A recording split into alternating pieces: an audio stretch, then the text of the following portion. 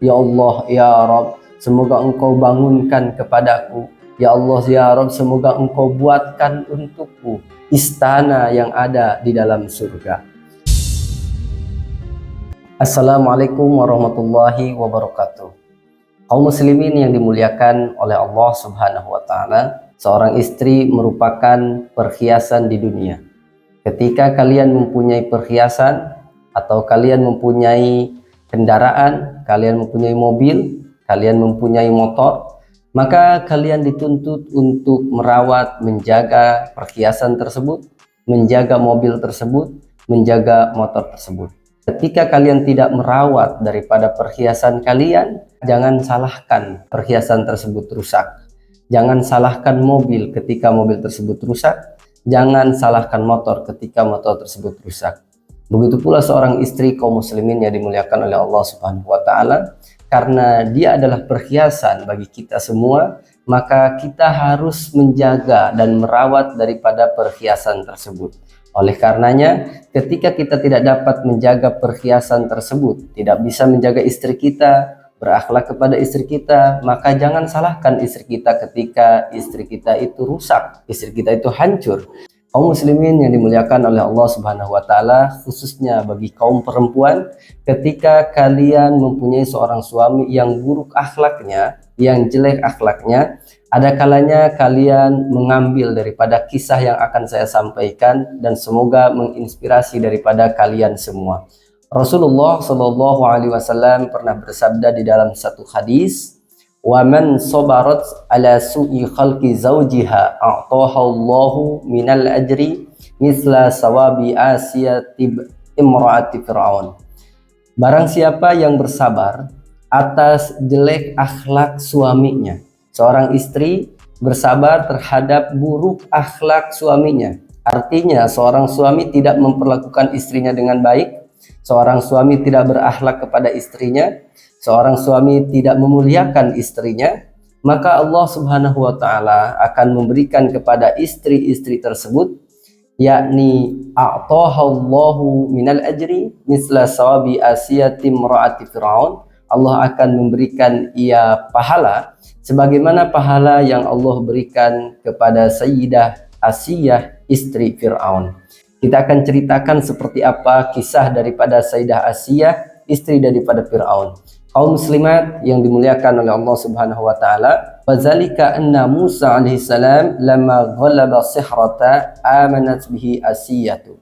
Ketika Nabiullah Musa alaihissalam berhasil mengalahkan tukang sihir daripada Fir'aun, kemudian Sayyidah Asiyah itu beriman kepada Nabiullah Musa alaihissalam. Akan tetapi ketika keimanan Sayyidah Asiyah diketahui oleh Fir'aun, maka Fir'aun itu mengikat Sayyidah Asiyah, lalu kemudian memukul Sayyidah Asiyah dengan berbagai macam pukulan. Kemudian Fir'aun itu mencambuk Sayyidah Asiyah dengan berbagai macam cambukan, diseret di tengah-tengah padang pasir. Lalu dikatakan di dalam satu riwayat bahwa Fir'aun menyediakan atau menyiapkan 4 tiang, yang dimana 4 tiang tersebut digunakan untuk mengikat Sayyidah Asiyah. Yakni 4 tiang tersebut digunakan satu tiang, kaki kanan daripada Sayyidah Asiyah diikat di tiang yang satu, kemudian kaki kirinya diikat di tiang yang satu, kemudian tangan kanannya diikat di tiang yang satu, kemudian tangan kirinya diikat di tiang yang satu oleh Fir'aun. Lalu kemudian Sayyidah Asiyah itu dipukul, dicambuk, kemudian wajahnya dihadapkan ke teriknya sinar matahari.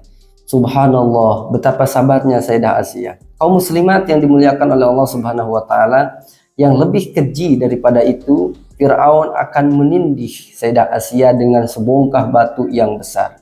Lalu kemudian ketika batu tersebut, batu yang besar tersebut akan ditindihkan kepada Sayyidah Asiyah, akan dilemparkan kepada Sayyidah Asiyah, maka Sayyidah Asiyah itu berkata, apa kata beliau? Rabbibni li indaka baitan fil jannah. Kata Sayyidah Asiyah, ya Allah, ya Rabb, semoga engkau bangunkan kepadaku. Ya Allah, ya Rabb, semoga engkau buatkan untukku istana yang ada di dalam surga. Ketika Sayyidah Asiyah itu berdoa demikian kepada Allah Subhanahu wa taala, lalu ia melihat ke atas langit, ternyata Allah Subhanahu wa taala sudah membuatkan istana di dalam surga kelak untuknya karena kesabarannya, karena ketabahannya. Lalu kemudian ketika sebongkah batu yang besar itu akan ditindihkan kepada Sayyidah Asiyah, maka Allah Subhanahu wa taala mencabut nyawa Sayyidah Asiyah sehingga batu yang ditindih kepada Sayyidah Asiyah itu dalam keadaan Sayyidah Asiyah sudah tidak ada ruhnya. Kaum muslimin wal muslimat yang dimuliakan oleh Allah Subhanahu wa taala, kehidupan rumah tangga itu memang dikatakan tidak mudah untuk menjaganya. Tetapi bukan berarti kita tidak bisa untuk menjalaninya dengan baik. Ketika seorang suami dan istri saling memahami, ketika seorang suami dan istri saling mengerti di antara keduanya, maka akan terjalin sebuah hubungan yang sakinah, mawadah, dan juga warahmah. Subhanallah, pahala yang diberikan oleh Allah Subhanahu wa taala kepada Sayyidah Asiyah itu adalah sebuah istana yang Allah bangunkan kelak di surga. Semoga sedikit kisah ini dapat menginspirasi kita semua. Saya Irfan Burhanuddin. Wassalamualaikum warahmatullahi wabarakatuh.